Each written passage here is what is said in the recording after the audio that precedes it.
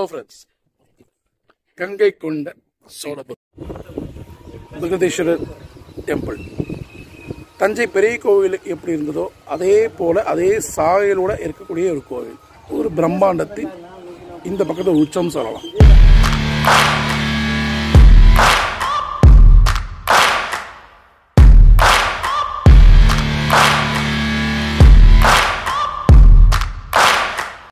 இது வந்து அரியலூர் டிஸ்ட்ரிக்ட்ல அமைஞ்சிருக்கு இந்த கோவில். ஸோ இப்போ இந்த கோவிலுடைய வரலாறும் சிறப்புகளும் என்னென்று தெரிஞ்சுக்கலாம்.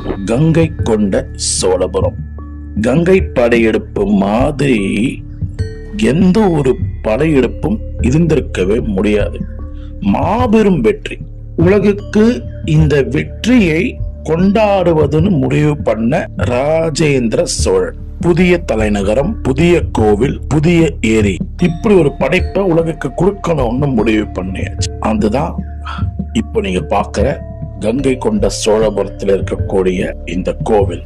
இந்த கோவிலுடைய அமைப்பும் சிறப்பும் பார்க்கும்போது இக்கோவிலுடைய சன்னதியில் இருக்கக்கூடிய சிவலிங்கத்தை போன்ற அமைப்பு இக்கோபுரம் பெற்றுள்ளது என்பது சிறப்பு. இப்ப நீங்க பார்த்துட்டு இருக்கிற இந்த கோவிலுடைய அமைப்பு நமக்கு பிரமிப்பை தருகிறது. வால் ஒரு சவுறு இருக்கு, இதை நான் அம்புக்குறி போட்டு காமிச்சிருக்கேன். இதே சவுறு இதற்கு மேலேயே இருந்திருக்கு, இதே சைஸ்ல இந்த மேல இருந்திருக்கு. அப்போ அது எப்படி பிரமிப்பு இருந்திருக்கும்னு பாருங்க. காலப்போக்கில் நமக்கு இப்போ இந்த அம்புக்குறி போட்டிருக்க இடத்த மட்டும்தான் நமக்கு தெரியுது.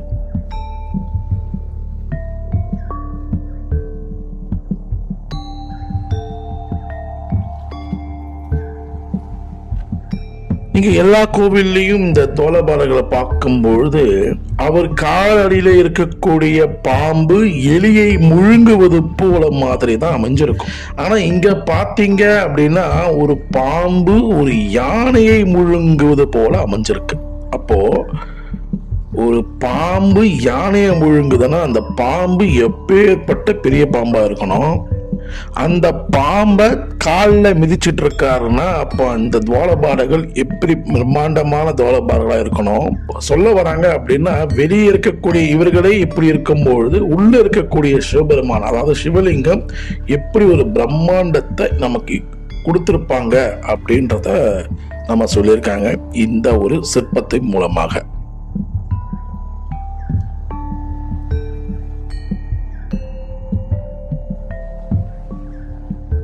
கருவறையில் இருக்கக்கூடிய சிவலிங்கம் 11 அடி உயரம் கொண்ட ஒரு சிவலிங்கமாக இங்க நமக்கு கோவில்ல அமைக்கப்பட்டிருக்கு. இது சாதாரண சிவலிங்கம் கிடையாது. கங்கை படையெடுப்பில் இருந்து கொண்டு வரப்பட்ட நீரை வைத்து ஒரு காலத்துல அபிஷேகம் செய்த லிங்கம்.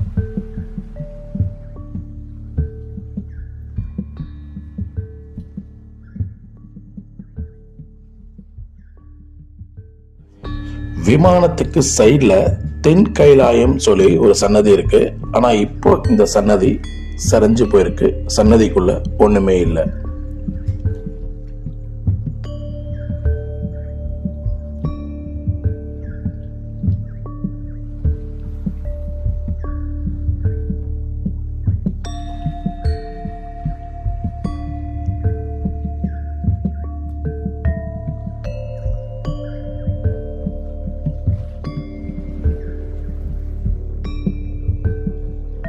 இக்கோவிலுடைய கட்டமைப்பும் இங்கு இருக்க சிற்பங்களையும் பார்க்க பார்க்க நம் கண்களுக்கு மிகவும் ஆனந்தமாக இருக்கு. ஒரு பக்கம் பிரமிப்பாகவும் இருக்கு. வாங்க இந்த சிற்பங்களை நம்ம ரசித்தபடி இக்கோவிலை சுற்றி வரலாம்.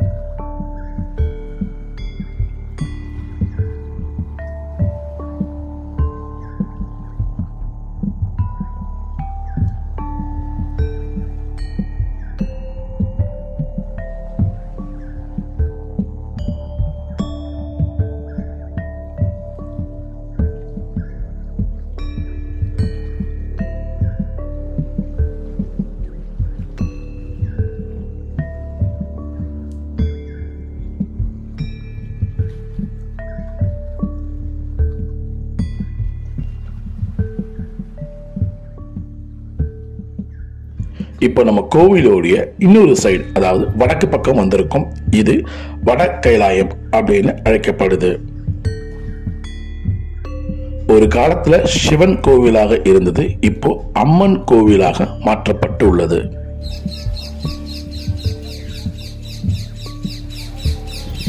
இப்ப நீங்க பார்த்துட்டு இருக்கிறது ஒரு துர்க்கை அம்மன் கோவில். இக்கோவிலுக்கும் ஒரு சிறப்பு இருக்கு. சாளுக்கிய நாட்டில் வென்று அங்கிருந்து வெற்றி சின்னமாக கொண்டு வரப்பட்ட துர்க்கை சிலை இக்கோவில்ல அமைஞ்சிருக்கு.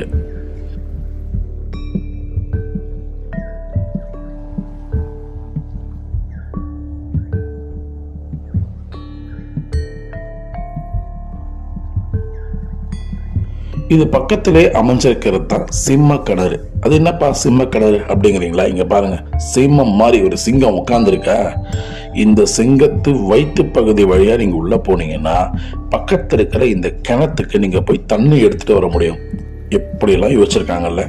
ஒரு அற்புதமான சிம்ம கிணறு இது. வந்தீங்கன்னா மிஸ் பண்ணாம பாருங்க.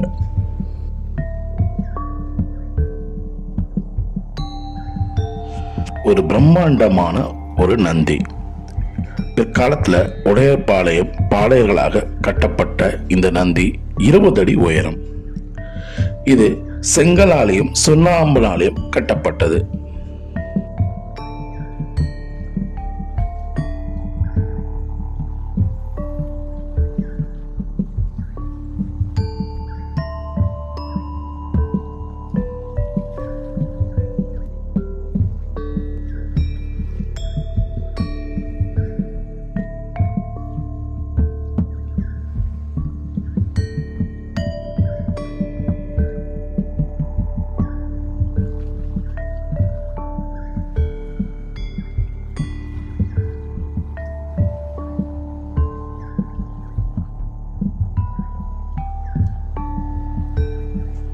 கொடிமரம், பலிபீடம், நந்தி. இந்த விமானம் இன்னும் ஒரு அழகா இருக்கு பாருங்க. ராஜேந்திர சோழன் தன் அப்பாவை மதிக்கிற விதமாக இக்கோபுரத்தின் உயரத்தை 167 அடி அமைச்சிருக்காரு.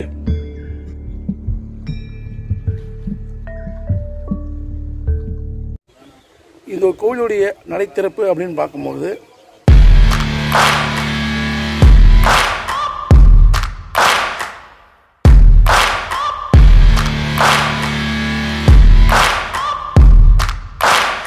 இந்த கோவிலுடைய சிறப்புகளும் இப்போ நீங்கள் தெரிஞ்சிருப்பீங்க. அதனால் இந்த வீடியோ பிடிச்சிருந்தா லைக் அண்ட் ஷேர் பண்ணுங்கள். நம்ம சேனலை முதல் முறையாக பார்க்கணும் சப்ஸ்கிரைப் பண்ணி பக்கத்துக்கு பெல் அடிச்சுடுங்க. அப்போ தான் நான் போகிற வீடியோஸ் எல்லாமே நோட்டிஃபிகேஷன் வரும். ஓகேங்களா?